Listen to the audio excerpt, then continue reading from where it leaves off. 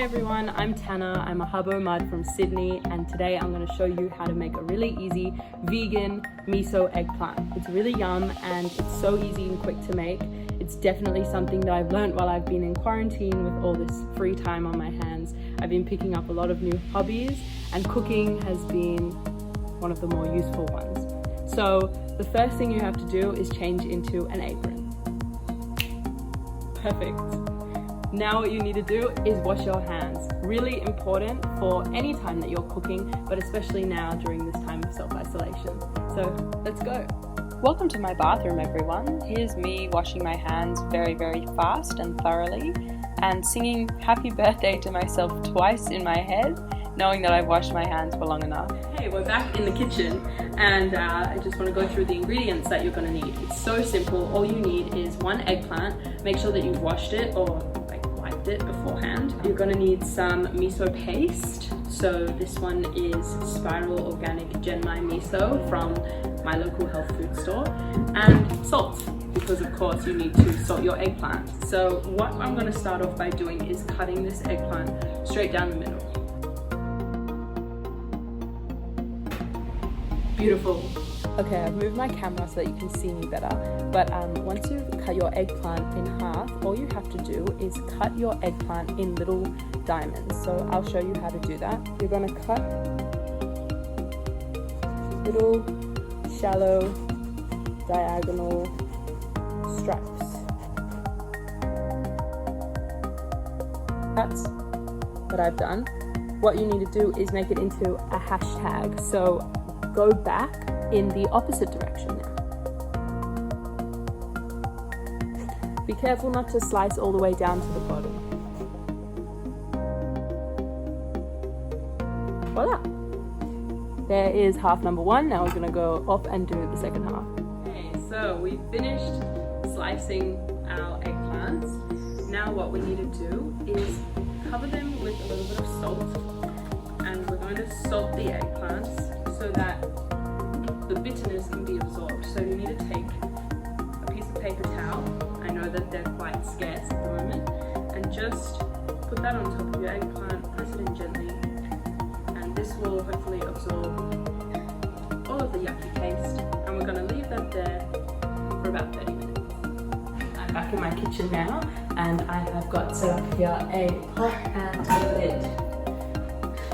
You're also going to need some olive oil or alternative oil that you would like to cook your eggplant in. It is now time to reveal your soaked eggplant. Beautiful.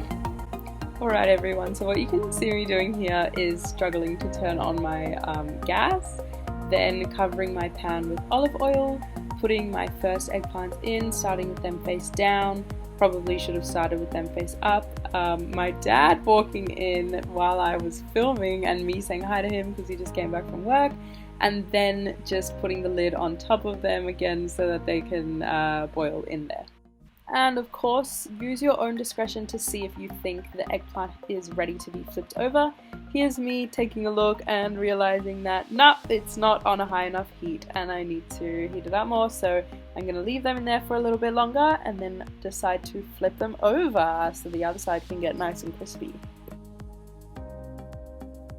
Now while that's cooking away, grab a tray from your oven if you have one, or from your tray collection, and line it with some baking paper to get ready for the next step. I've just moved my eggplant from the pan to the baking paper, and it's now time to put the miso paste on top. So grab your miso paste. This one has a little bit of water in it because I find that the other miso paste is a little bit solid and thick, so I added a little bit of water. This is the same paste that I used last time I made this, so if you have leftovers, always keep them. They're always super useful. But what I'm going to do is pour the miso on top of the eggplant, and then I'm going to use a brush to just spread it all around. And I'm just going to do the same for the other side. So taking your miso paste, pour it onto your eggplant. Definitely going to need a bit more than that. Using your brush, spreading it all throughout, making sure that you get that flavor in. I also like to add black sesame seeds to my eggplant. I find that it makes it taste just a little bit more special. This is completely optional, but if you have sesame seeds, even black sesame seeds like me, that's an addition. I forgot to mention this, but you should preheat your oven to about 180 degrees. So I'm about to preheat my oven right now. Take your final product and put it in the oven that you've preheated, definitely, and put it in there for about 4 minutes. Just keep checking on it until it looks really yummy and golden brown, and then take it out and you're ready to go. Definitely, while you're waiting for your eggplant to bake, do some cleaning because you can get it out of the way while you're waiting. Oh my god, how good does that look, guys? I'm actually salivating. I want to eat it all over again right now. I just ate it for dinner with my family and we had an amazing meal. If you make this meal at home, please let me know in the comments below and subscribe for more Monday videos on Habo Sydney. Well, that's all from me. Have a great week and I'll see you in the next one. Bye bon!